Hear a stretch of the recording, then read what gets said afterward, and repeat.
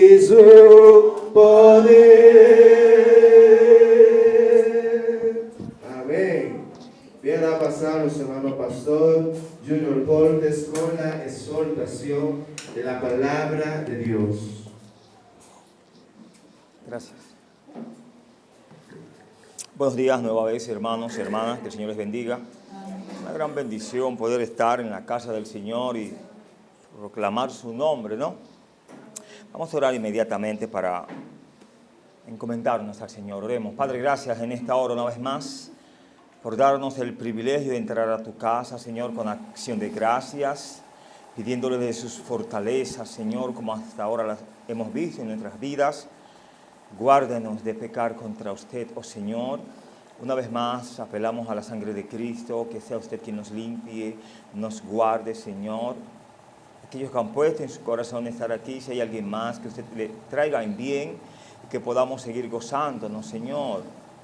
Nueva vez, oh Padre, rogamos por aquellos afectados de salud. Oh Señor, solo tu poder sanador puede reposar en ellos. Y los que estamos aquí, usted conoce nuestro dolor, nuestro físico, nuestras partes afectadas, Señor. Ayúdenos, aliéntenos, sánenos, Señor. Que tu poder, oh Señor, sabemos que no se ha agotado. Tu brazo de poder aún, Señor, se mantiene y se mantendrá fuerte desde ahora y por la eternidad. Gracias por todas las bendiciones que hemos podido ver hasta ahora. Instrúyenos a través de tu palabra y que podamos, oh Señor, ser siervos y siervas tuyo, oh Padre, proclamando tu verdad doquiera que usted nos envíe. En el nombre de Jesús. Amén. Bien, hermanos, muchas gracias. Pueden sentarse. Hemos estado viendo en San Marcos una agenda bien apretada del Señor, donde pudiéramos decir, no tenía descanso, aún en los momentos donde iba a su casa. Aún así allí llegaban personas a buscar del Señor sanidad.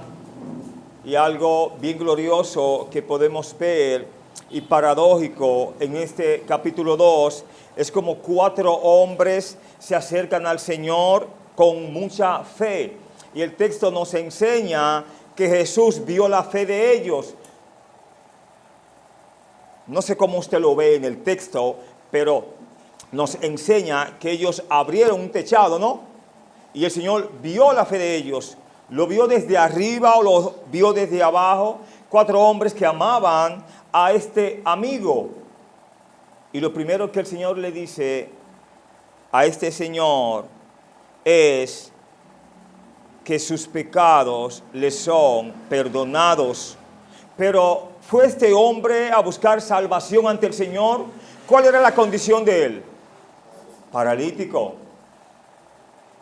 Los amigos fueron a buscar salvación para su amigo. Sanidad. Era paralítico.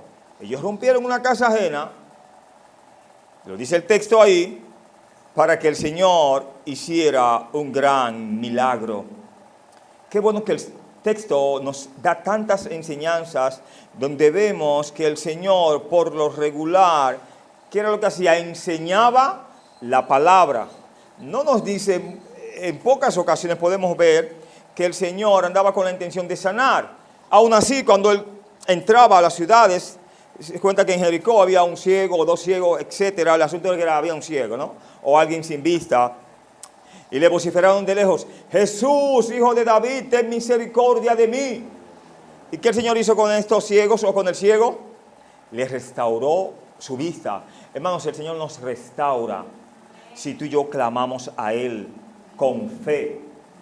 Paradójicamente, no sé cómo usted lo ve, pero vemos que si alguien debía de como demostrar fe, era el paralítico. Y el Señor vio la fe de quienes, de estos hombres. Si andaban juntos, entonces todos tenían fe. Una por dejarse llevar hacia Jesús y otra porque ellos entendían que solo Jesús podía salvar y sanar a cualquier hombre pecador y cualquier hombre enfermo. Anterior a eso, recuerde que alguien con mucha reverencia le dice al Señor: Señor, si puedes limpiarme. Y el Señor dijo, no, yo no quiero ahora, no estoy ocupado. Quiero ser limpio inmediatamente. ¿Qué pasó? Este hombre fue sanado, ¿no? En el mismo capítulo 1 de San Marcos podemos ver que una mujer tenía una fiebre, y cuando habla de fiebre habla de una enfermedad. Usted sabe que las fiebres son infecciones internas, esto es muy delicado, hay que andarle rápido a las infecciones internas. Y el Señor solamente, ¿qué hizo? Habló con una señora, la tocó. Con el toque del Maestro nos basta, solo hay que tener fe. Recuerde la regla general, que sin fe es imposible que... Quiero brevemente compartir con ustedes el poder de Jesús para perdonar y para sanar. Al Señor le interesaba salvar, perdonar. Mire que a Él no lo perdonaron, sino que hicieron con el Señor al final de su ministerio. Lo mataron. El pueblo dijo, su sangre caiga sobre nosotros y sobre nuestros hijos. Bueno, esa profecía se cumple hasta el día de hoy. Si no, vaya a Medio Oriente o vea la prensa escrita o virtual y usted observará que todos los días hay muertos en aquel lugar. Las naciones circundantes no quieren saber de Israel. Tanto le tiran a Israel como Israel se defiende. Y cuando Israel se defiende, Israel es malo. Pero no olvidemos que Israel es la nación de Dios, cuidada por Dios. Y aunque Israel al final o a medio camino debe de reconocer a Cristo como Salvador para que sean salvos, no dejan de ser la nación de Dios. El poder de Jesús para perdonar y sanar. Los versos 1 a 4 podemos ver de San Marcos 1, nos dice, entró Jesús otra vez en Capernaum después de algunos días y se oyó que estaba en casa. ¿Y qué pasó? Inmediatamente se juntaron muchos de manera que ya no cabían ni aún a la puerta. ¿Y qué hacía el Señor? Sanaba. Les predicaba la palabra. Entonces vinieron a él unos trayendo un paralítico que era cargado por 4. Y como no podían acercarse a él a causa de la multitud, descubrieron el techo de donde estaba. Y haciendo una abertura, bajaron el lecho en que yacía el paralítico. ¿Qué hicieron ellos en esa casa ajena, podemos decir?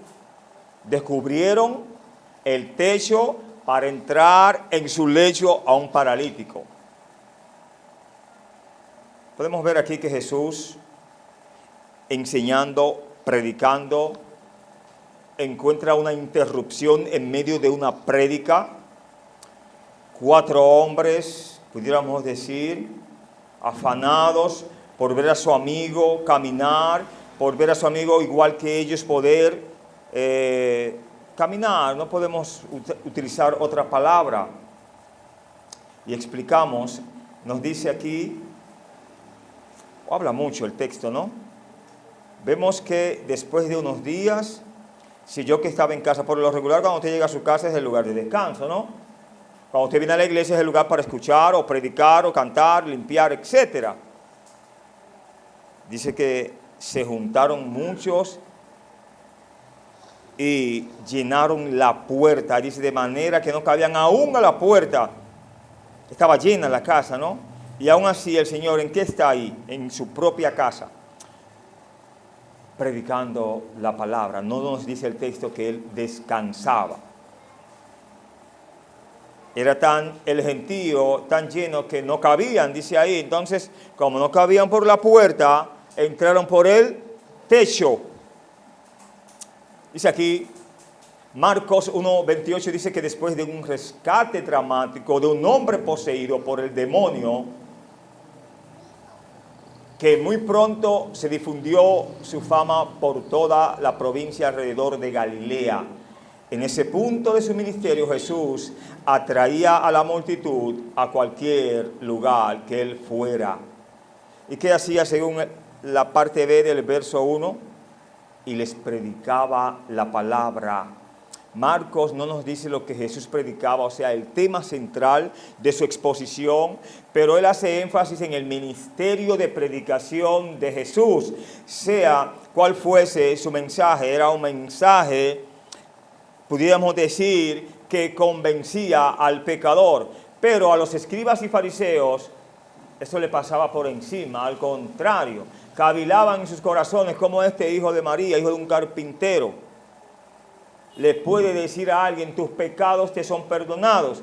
Era una razón lógica, porque ellos tenían, pudiéramos decir, el conocimiento de que solo Dios puede ¿qué? Perdonar pecados. Y viene este hombre llamándose hijo de Dios y le dice a ese hombre: levántate, toma tu lecho y anda, y a ti te digo, tus pecados te son perdonados. Es lo que le dice, que es más fácil decir: tus pecados te son perdonados, o levántate y anda. Bueno, el Señor dijo las dos. Si una de las dos era la más difícil, Él la agarró todas. Para el Señor no hay nada difícil. Para nosotros sí. Hermanos, cuando tú y yo ponemos la fe a accionar, eso es terrible. Cuando usted dice: Señor, yo sé que usted me va a bendecir de tal forma, descanse en el Señor, no dude, ni nos desesperemos, porque usted le está pidiendo porque no tiene. Y el que va a dar es el que sabe cuándo va a dar o cuándo lo da, ¿no? Podemos ver estas acciones, repito, en Marcos 1:28 y Marcos 1:38 y 39, donde dice, versos 38 y 39 de San Marcos 1, Él les dijo: vamos a los lugares vecinos para que predique también allí, porque para esto he venido. ¿Y qué hacía? Y predicaba en las sinagogas de ellos en toda Galilea y echaba fuera los demonios. ¿Cuán agenda tenía el Señor? No solamente se dedicaba a la predicación, a la exposición de la palabra, sino que para colmo llegaban hasta endemoniados allí. Para colmo no solamente endemoniados, sino hombres con poca fe, que cavilaban en sus corazones, pero también venían hombres con mucha fe. El caso de los 4 que vemos ahí. Y un poco más, dice, en la parte de ahí les predicaba la palabra. Dice, es claro que él estaba habitando las calles porque se habían convertido en una campaña de sanidad. A cualquier lugar que él fuera, las personas le sitiaban con peticiones de sanidad y para que echara fuera demonios. Así que se le impedía hacer lo que había venido a hacer. Primeramente, el cual era ¿qué? Predicar la palabra. Como que no entendían el mensaje. Él estaba predicando para el perdón de pecados, el arrepentimiento. Y esta gente saltaba: Jesús, sana a este. Jesús, sáname. Jesús, límpiame. Él lo podía hacer todo y lo hace todo. Pero en primera instancia, Él quiere que el hombre pecador venga a Él en arrepentimiento. Y no venga aquel hombre que pueda ser sanado, sus 2 piernas pueden estar buenas y estas solamente le conduzcan ¿hacia dónde? Hacia el infierno si no se arrepiente. ¿De qué es mejor? Irnos paralíticos al cielo o con las piernas sanas y no con un cuerpo sano ir a otro lugar.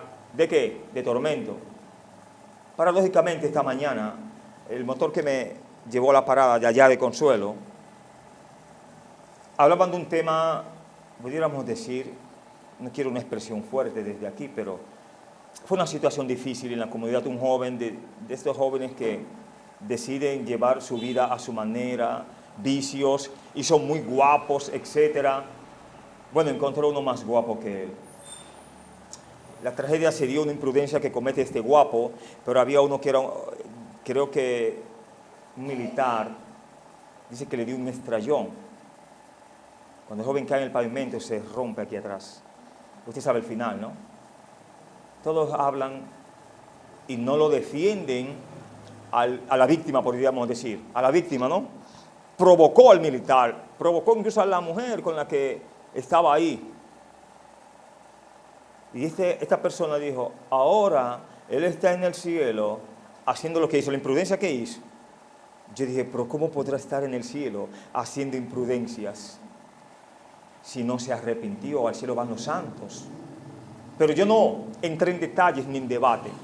Son cosas que uno escucha y como que de dónde le sale a alguien pensar que si no se arrepiente puede ir al cielo. Y no es un tema de discusión tampoco, porque ya el impío sabe hacia dónde va. Hay personas que dicen, yo sé que yo voy para el infierno si no me arrepiento. Y tú también, fulano. Así está esto. Nadie es ignorante en el sentido de a dónde irá una vez parta de esta tierra en la condición en la que se vaya. Pero seguimos aquí. El texto en los versos 3 y en el verso 4 nos dice, estamos en San Marcos capítulo 2, entonces vinieron a él unos trayendo un paralítico que era cargado por 4. Y como no podían acercarse a él a causa de la multitud, descubrieron el techo de donde estaba y haciendo una abertura, bajaron el lecho en que yacía el paralítico. Debido al cuarto lleno por la multitud, los amigos de un hombre paralítico tuvieron que bajarle a través del techo. Esta era una forma inusual de interrumpir un sermón. ¿Qué fue lo que hicieron con el techo? ¿Pasaron por la puerta? Rompieron prácticamente. Fueron atrevidos, ¿no? Se pasaron de audacia, pudiéramos decir. El techo, la cual era de paja en aquel entonces, tierra o tejas colocadas sobre unas vigas, a menudo era accesible por medio de una escalera que estaba afuera. Esta se podía quitar y los amigos del hombre paralítico bajaron a su amigo hacia donde estaba Jesús. Un estudioso, y estoy de acuerdo con él en lo que nos dice y nos enseña, dice, basado en lo que el texto nos enseña, descubrieron el techo. Si lo descubrieron era porque estaba, ¿qué? En un inicio cubierto. Dice, tal representación es totalmente errónea en el sentido, si esa casa tenía una abertura. El texto nos dice que no tenía una abertura, lo descubrieron. Entonces él nos aclara, tal representación es totalmente errónea. La fuerza de la palabra es que ellos rompieron el techo de la casa, destrozando el tejido, para poder bajar al hombre en su lecho hacia la presencia de ¿quién? De Jesús. Ellos entendieron que lo más grande y lo más glorioso estaba ahí. Con fe podemos romper el techo y con fe podemos restaurarlo también, porque ellos bajaron 4, o pudiéramos decir, bajaron 1 dentro de 4, pero ya en un nuevo capítulo habían 5 para trabajar. Toma la idea. Dice que hicieron una abertura, bajaron el lecho en que yacía el paralítico. Dice, esto probaba la determinación y la fe de los amigos del hombre paralítico. Era imposible entrar por la puerta, pero por el techo se podía, descubriéndolo. Dios usa múltiples medios para que el pecador llegue a Él. Ahora, si el pecador no decide llegar a Jesús, no es problema de Jesús. Este ni podía caminar y pudo llegar a Jesús. Se encontró los mejores amigos de fe. No sé si usted se lía con amigos de fe, pero es bueno tener a alguien donde tú puedes contarle intimidad y decirle, estoy pasando por esta situación, ora por mi hermano, ora por mi hermana. Ser de bendición a los demás es lo que más nos resta. Y haciendo una abertura, bajaron el lecho en que yacía el paralítico.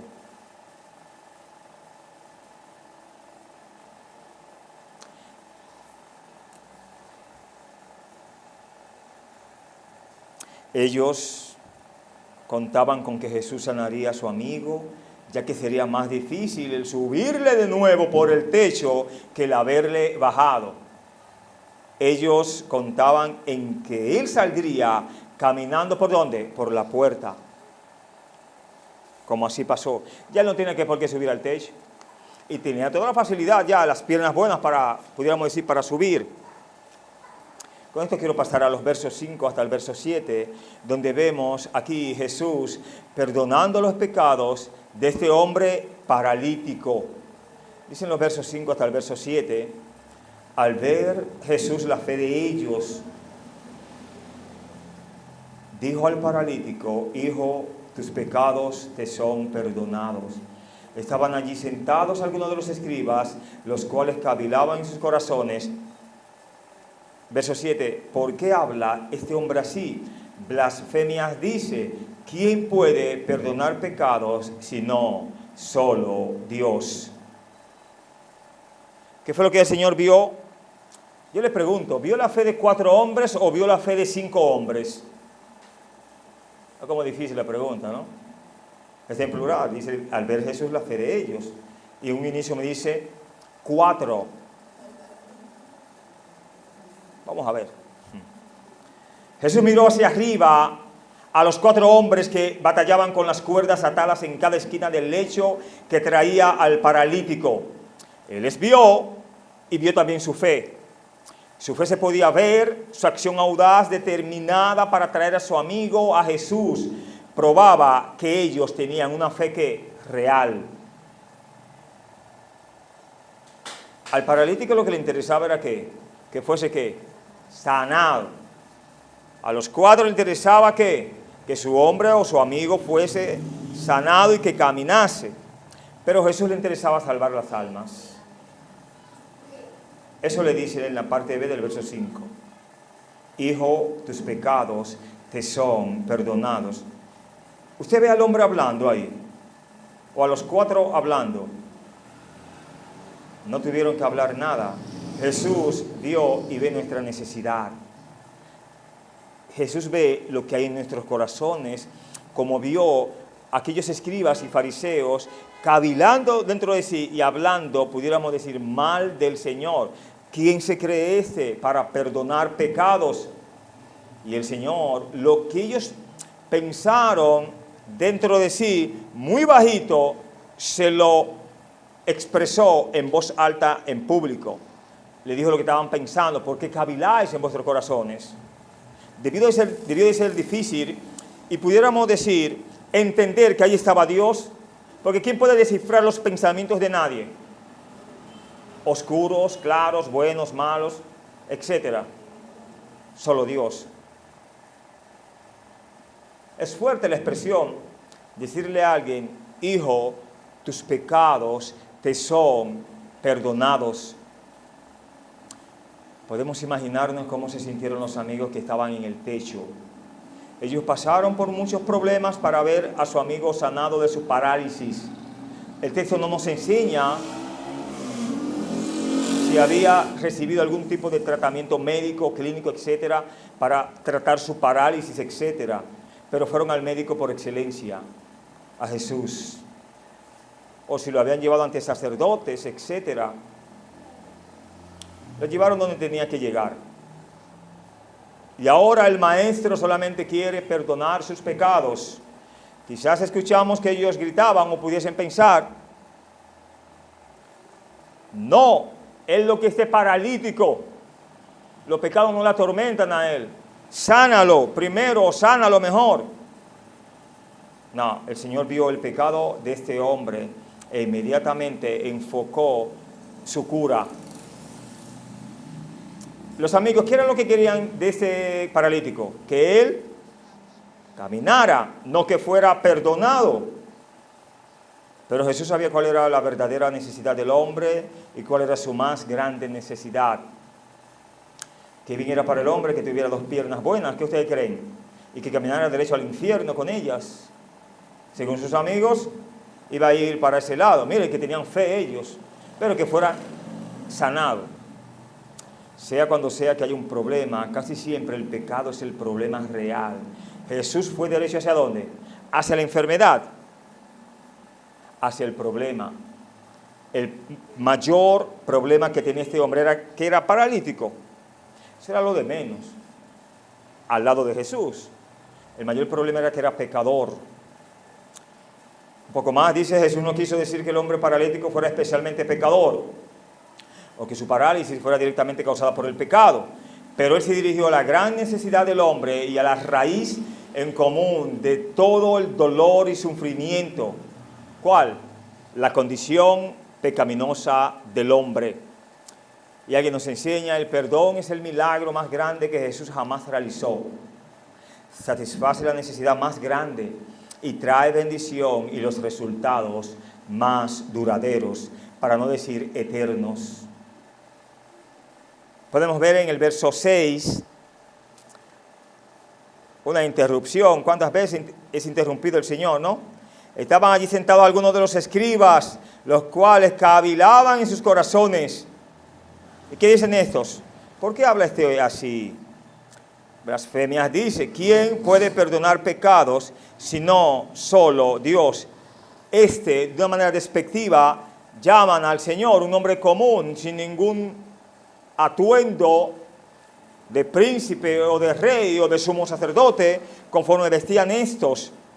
El Señor no necesitaba ningún tipo de vestimenta externa para ser Dios.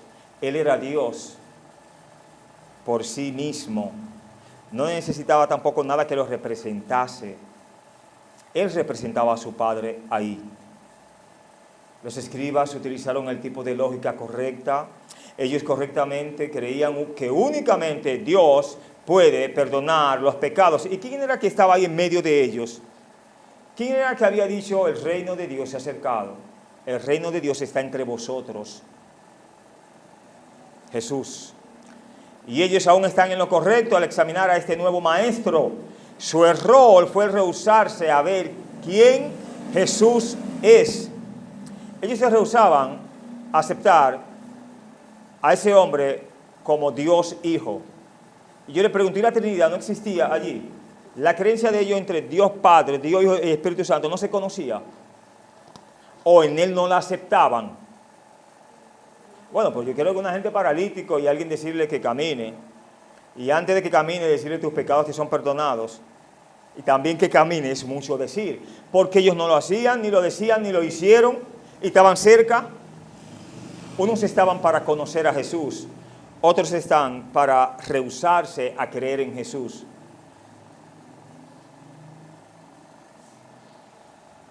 Las palabras sugieren una intensificación gradual de un humor en busca de errores. Primero un sentido general de sorpresa, luego un sentido de inconveniencia y luego un avance final de la idea. Y dicen que esto es una blasfemia. Una y otra vez durante la vida de Cristo el mismo dilema reaparecía. Si Él no fuera divino, entonces Él sí era un blasfemo. No puede haber otra manera de verlo. Si Jesús no pudiéramos decir sanar a los pecadores, si Jesús no podía salvar las almas como lo hacía, podían decir lo negativo de Él. ¿Qué usted cree? Pero era siempre positivo lo que acontecía con Jesús. ¿Qué pasó con la mujer samaritana? No le dijo todo lo que ella había hecho en su vida. Cuántos maridos había tenido, etcétera, etcétera.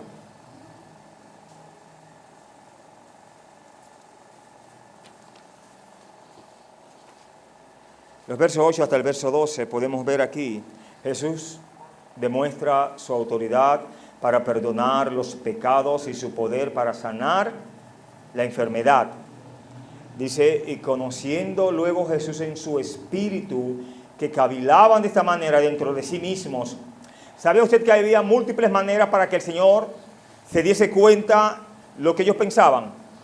Una en forma de Él ser Dios, divinamente, ¿no? Otra por espíritu de sabiduría. ¿No existe el espíritu de sabiduría? Ok, vamos a aclarar eso. O por algún don especial. ¿Qué es más fácil decir al paralítico, tus pecados te son perdonados? O decirle, levántate, toma tu lecho y anda. Pues para que sepáis que el Hijo del Hombre tiene potestad en la tierra para perdonar pecados. Dijo al paralítico, ¿qué fue lo que le dijo? A ti te digo, levántate, toma tu lecho y vete a tu casa. Verso 12 dice, entonces él se levantó enseguida y tomando su lecho salió delante de todos, de manera que todos se asombraron y glorificaron a Dios, diciendo, nunca hemos visto tal cosa. Hermanos, en medio de la predicación, en medio de una abertura de techo, el Señor lo sana y este hombre, ¿qué pasó? Se levantó enseguida, él ni esperó el final del mensaje mínimo. El Señor le ordenó que fuera ¿a dónde? A su casa. En un momento estupendo, estos escribas sabían que Jesús pudo leer sus malvados corazones. Esto debió de ayudarles a persuadirles que Jesús en verdad era ¿qué? Dios, teniendo el poder de perdonar los pecados.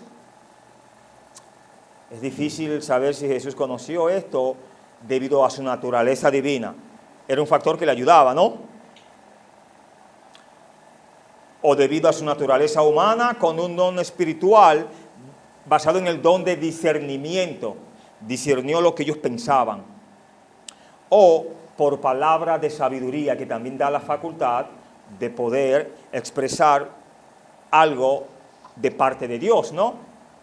Algo revelado de Dios. Bueno, un estudioso encuentra una base de la Escritura para cualquiera de estas aproximaciones. Dice, esto es por su deidad, como en 1 de Timoteo 3:16 nos los aclara. Vamos a ver qué dice 1 de Timoteo 3:16.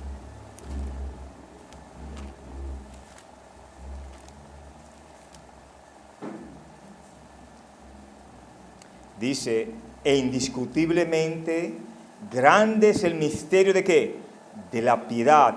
Dios fue manifestado en carne, justificado en el Espíritu, visto de los ángeles, predicado a los gentiles, creído en el mundo, recibido arriba en gloria. Vamos a seguir viendo versos que nos aclaran un poco más. Hebreos 9:14. Dice la Escritura, Hebreos 9:14, cuanto más la sangre de Cristo, el cual mediante el Espíritu eterno se ofreció a sí mismo sin mancha a Dios, limpiará vuestras conciencias de obras muertas para que sirváis a Dios vivo. ¿Cuál es el Espíritu que vemos aquí? ¿Mediante qué Espíritu? Mediante el Espíritu eterno. Si Él vivió desde la eternidad y hacia la eternidad, quiere decir que pudo ver lo de atrás como puede ver lo de adelante. Primera de Pedro 3:8.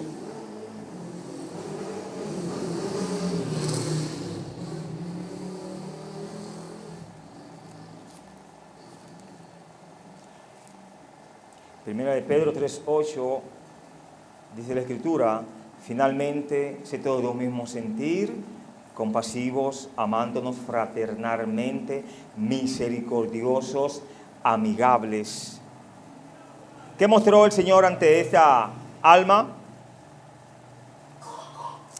El texto nos acabo de leer y dice, finalmente sé todo que de un mismo sentir, compasivos, amándonos fraternalmente, misericordiosos, amigables. Todo esto el Señor se lo aplicó a este paralítico, especialmente su misericordia. Los 4 amigos querían tener, pudiéramos decir, un mismo sentir con este quinto amigo. Si ellos caminaban, ellos querían que este hombre ¿qué? Caminase por igual. Segunda de Pedro 1:21, veamos qué nos dice. 1:21 dice, porque nunca la profecía fue traída por voluntad humana, sino que los santos hombres de Dios hablaron siendo inspirados ¿por qué? Por el Espíritu Santo. Si algo tenía el Señor, Él era el Espíritu de Dios. Y podía hacer como Dios lo que a Él le placiera, como le plació salvar primero y sanar a este pecador. Un interrogante vemos aquí en el verso 9, que es más fácil decir al paralítico, tus pecados te son perdonados, o decirle, levántate, toma tu lecho y anda.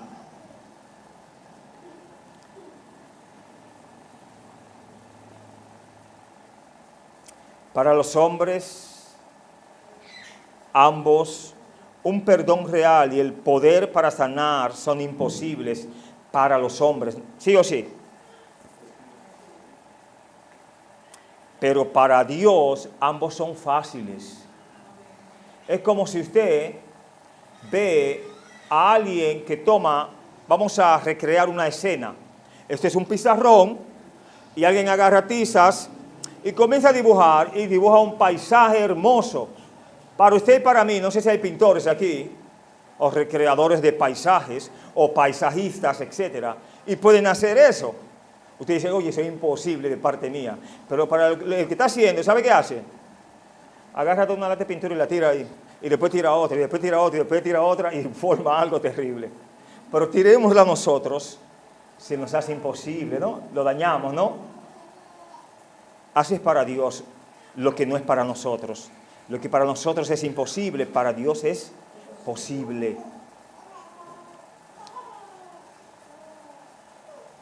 Es una suposición lógica que si Jesús tiene el poder para sanar la enfermedad de un hombre, Él también tiene la autoridad ¿para qué?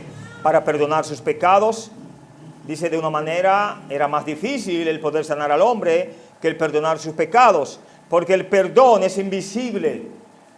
Nadie podía verificar en ese momento que el hombre estaba perdonado delante de Dios. Y yo le pregunto, ¿y el perdonado no podía sentir la paz de Dios en su corazón? Tenía fe. Habla de fe el texto, que estos hombres tenían fe. Alguien hace mucho, un joven me preguntó, nos respetamos mucho, en su momento él está afuera, y él decía, porque yo no entiendo algo, ¿cómo es que uno puede decir que es salvo? O sea, ¿qué garantía tiene uno para poder decir que es salvo? Yo le dije, fulano, eso hay que tenerlo para sentirlo. Hasta que usted no tiene a Cristo en el corazón, no puede sentir la salvación de Dios. Dijo, ok, así es la cosa. Años más tarde, o quizás meses después, me asombré, conoció al Señor. Está afuera, en un país europeo, por ahí, sirviendo al Señor.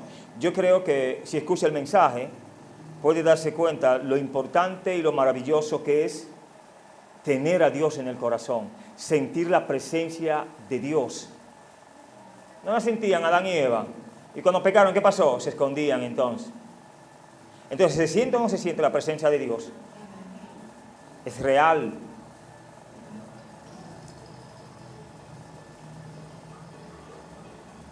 Nadie podía verificar en ese momento que el hombre estaba perdonado delante de Dios. Pero se podía verificar instantáneamente si el hombre podía, ¿qué? Caminar o no.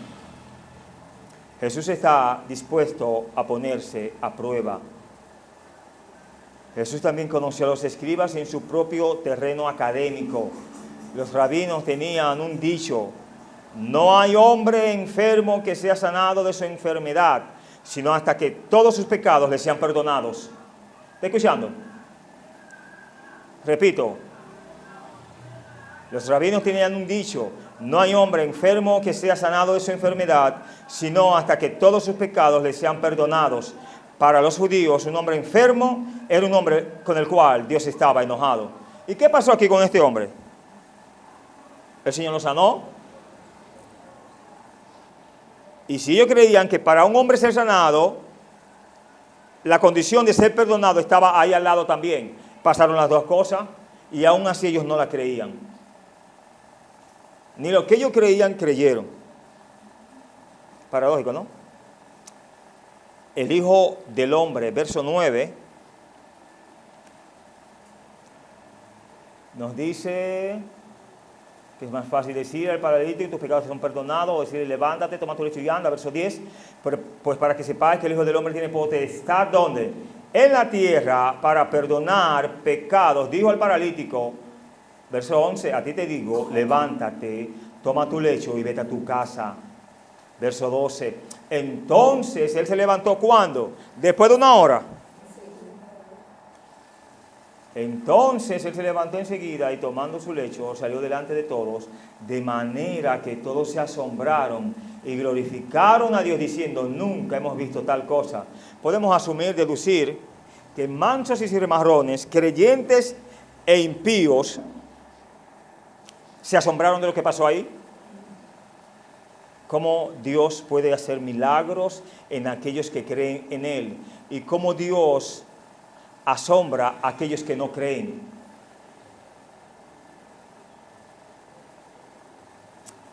Jesús a menudo se refería a sí mismo con este título, el Hijo del Hombre. La idea no es la de un hombre perfecto o un hombre ideal o un hombre común, sino una referencia a Daniel 7, 13 y 14, donde nos dice, cuando el Rey de Gloria, que había de venir, el cual viene a juzgar al mundo. Aquí vemos que habla, que tiene el título del Hijo del Hombre. Jesús utilizó este título muy a menudo porque en su deidad era un título mesiánico, libre del sentimiento político y nacionalista. Jesús pudo haberse referido a sí mismo de una manera más común como Rey o Cristo, pero estos títulos a oídos de su audiencia sonaba como aquel que derrotara a los romanos. Y los judíos estaban más empecinados, más apurados que él le librase del yugo romano, que les librase de su yugo espiritual. Hijo del Hombre era la designación favorita de Cristo, para sí mismo una reivindicación de ser el Mesías en términos que no podía ser fácil de atacar. El paralítico se quedó ahí sentado. Según el verso 12, se levantó enseguida y cargó su hierro, su cama. Tenía fuerza. Donde antes las piernas no le servían, ahora puede hasta cargar su propio lecho. Él no fue el que trajo ese lecho. No fueron los 4 amigos que lo trajeron a él, con todo y lecho. Y ahora él se iba salvo y sano hacia su casa. Podemos ver aquí varias tensiones. ¿Cuántas tensiones vemos aquí?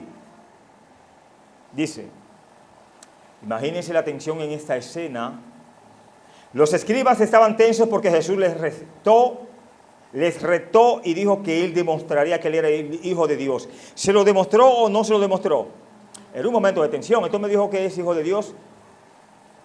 Al decirle que sus pecados le son perdonados y para colmo lo pone a caminar.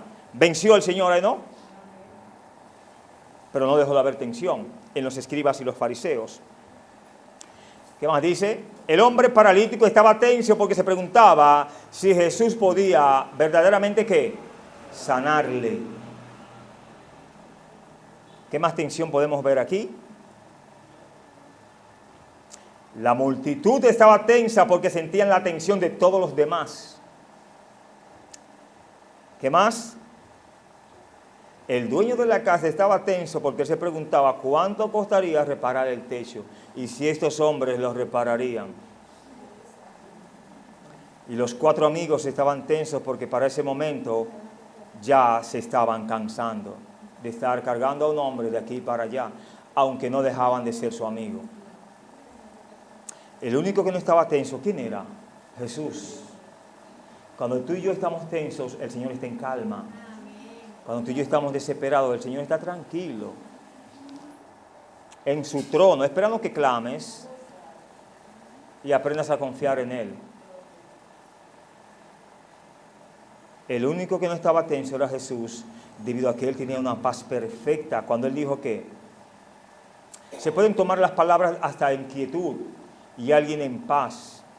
¿Cuáles son las palabras? Levántate, toma tu lecho y vete a tu casa.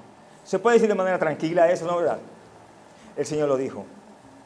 El hombre entonces fue sanado enseguida. El poder de Jesús para sanar y la autoridad para perdonar los pecados fueron ¿qué? Vindicados enseguida. Y aquí un texto nos enseña, imagínate si Jesús hubiera fallado, su ministerio hubiera sido roto, la multitud se hubiera empezado a ir lentamente de la casa, los escribas hubieran ¿qué? Sonreído y dicho, Él no puede sanar ni perdonar. Mira, no le salió. Los 4 hombres hubieran batallado para jalar al hombre paralítico, quien se miraría más abatido y avergonzado que nunca. El dueño de la casa miraría a su techo y hubiera pensado, todo esto en balde. El maestro no pudo sanarle. Pero para nada, fue sanado el hombre, fue perdonado y el techo mínimo debieron de haberlo reparado, ¿no? Estamos ya en la parte final, pero Jesús no podría y no fracasó debido a que todo lo que Él necesitaba para sanar a este hombre era ¿qué? Su propia palabra, ¿no? De Jesús. Hay un poder de sanidad maravilloso en la palabra de Jesús. en las promesas de Jesús para aquellos que llegan a Él por fe. Este hombre llegó a Jesús en fe, aun si fue una fe prestada, ¿de quiénes? De sus 4 amigos, porque el texto nos enseña que ellos tenían fe. La parte final nos habla, todos se asombraron y glorificaban a Dios diciendo, nunca hemos visto tal cosa. Jesús sostuvo el día y las personas se asombraron de ver el poder de Dios en acción. Los expertos en la ley fueron alzados en su propia trampa, en sus propias creencias declaradas de que el hombre no podía ser curado a menos que fuera ¿qué? Perdonado. Ellos creían en cosas imposibles y creían que Jesús no podía hacer lo que él quisiese. Él estaba maldito, por lo tanto, él fue perdonado. Por lo tanto, el dicho de Jesús de perdonar el pecado debió y fue que de verdad. Si ellos pensaban que este hombre estaba maldito por Dios, herido por Dios, y solo Dios podía curarle, solo Dios podía salvarle, ahí estaba la cura en medio de ellos. Y nos preguntamos, el texto no nos dice ahí que, y muchos creyeron a él. Al contrario, vemos escribas y fariseos que, cavilando en sus corazones y no creyendo al Señor. Tengamos cuidado en cavilar en nuestros corazones con quien sea. Dios ve y escucha nuestros corazones, pero también Dios ve nuestra fe hacia Él y en Él. Pidámosle a Dios siempre fe para poder batallar en este mundo pecador, en este mundo de impiedad, en este mundo donde cada vez transitar se nos hace más difícil. Pero gloria a Dios porque Dios nos ha dejado aquí como la sal de la tierra. Dios nos ha dejado para ser luz en medio de las tinieblas, ser siervos en tantos que no deciden servir a Dios. Pidámosle a Dios las fortalezas del lugar para poder llevar nuestras batallas espirituales y nunca llenarnos de tensión, sino de fe en nuestras vidas. Vamos a orar. Padre, gracias en esta hora por la gran bendición que nos das de poder expresar tu palabra, de poder aprender de tu palabra. Síganos bendiciendo, síganos guardando, oh Padre. Toda la gloria, toda la honra, todo el poder es suyo, Señor. Solo usted nos puede bendecir para tales fines. Bendiga la actividad siguiente en su momento. Bendiga ahora que vamos a ir hacia cada uno de nuestros destinos, oh Padre, donde nos quedemos. Que tu gracia y tu amor y tu misericordia nos acompañen y que tus misericordias, Señor, no se aparten de nosotros. Señor, gracias y más. Todo esto te lo pedimos en el nombre de Jesús. Amén. Que Dios les bendiga, hermanos.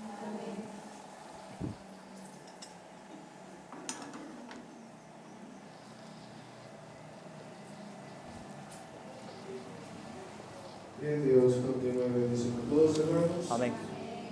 Va a pasar por aquí el hermano Gustavo Arias con la recolección de diezmos y ofrendas.